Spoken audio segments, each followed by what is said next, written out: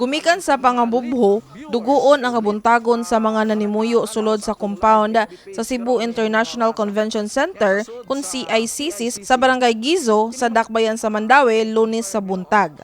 Gibusil patay sa usa ka security guard ang magtiayong Maria Chona ug Romeo Oro Jr. Nasayran nga ang suspect nga si Celso Lauron na dunay tagong relasyon ug gani nakigpuyo sab kini ni Maria Chona sulod sa 7 ka buwan. Gibutyag ni Centro Police Station Chief Police Major Lian Ray Indoso nga pasado alas 8 sa buntag samtang natulog ug malinawon ang magtiayon uban ang tulo ka mga anak kalit nga miabot si Lauron. Gikan pa ang suspek sa Danao ug mituyo sa pag-ana sa Mandaue alang sa pagkuha kang Maria Chona gikan sa bana niini. Ang based sa account sa mga witness niya, at isulod ko nun siya dito sa ICC, yun niya, na may balay dito sa Atbang, nangutana ko nung asa ang kaning mga biktima. And then, pagkaibaw niya, sudya sa balay, iyang gipusil dito.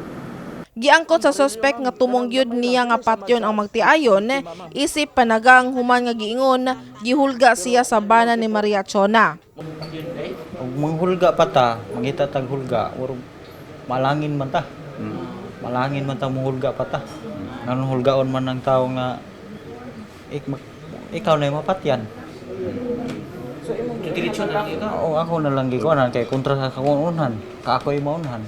Nagsugod ang relasyon ni Lauron og sa biktima niadtong Pebrero ning tuiga, human nga nagkaila ang duha samtang gubot ang kaminyoon sa magtiayon nga uro. Bisan pa man nagauyab ang duha, mabantayan ni Lauron nga mag-ulian gyapon si Maria Chona sa iyang bana nga way pagpananghid kaniya. Manawag pero magpa-asip nga ako. Magpa-asip nga ako ba, manawag siya. Manawag siya na asip nga ako na dili day kuan. Na say manawag pud na siyempre di tago ginena na relasyon imo na ako may giyag-yag no niya. Samtang igsuon ni Romeo nga si Yuli Oro mula guway sa kabuutan sa iyang maguwang, gani gipasaylo pa ni Romeo ang asawa nga nakigrelasyon sa suspect. Gisaysay ni Yuli kinsa silingan rasab sa mga biktima nga upat ka buto sa armas ang ilang nadunggan ug wala sila magtuong ang iyang maguwang ug asawa na diay ang gipamusil.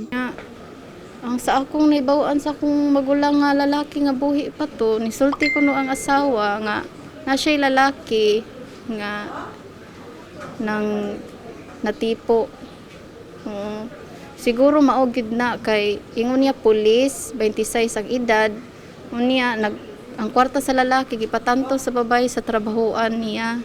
Kay ang rason niya ganina kulang kuno ang girimit. Pero siguro wala na siya ulia sa asawa sa kong maguwang, mao siguro na siya nasuko kay nagisugod sa to kong maguwang buhi pa. Tiunan ko no siya armas ang iyang asawa ana kay gusto na makigtipo. Dali misuway pagsibat ang suspect paingon sa amihanan na apan dali kini nga napugnan sa mga nagpatrolya nga pulis sa duol. Base sa investigasyon, aduna nay kasong murder nga giatubang ang suspect. Ato pa nang gisusi karon kung napa ba sa lain nga involvement, especially dito sa iyang kuanda, locality niya. Itanaw pa nato kung napa ba siya mga previous involvement sa kuan kana all sorts of crime ba kung sa basin napa siya kuan lain nga kaso ba. Nakuha gikan sa suspect mao ang usa ka paltik nga armas nga maoy gigamit sa pagpatay sa magtiayong oro. Kini si Sherry Zamioy alang sa My TV Cebu.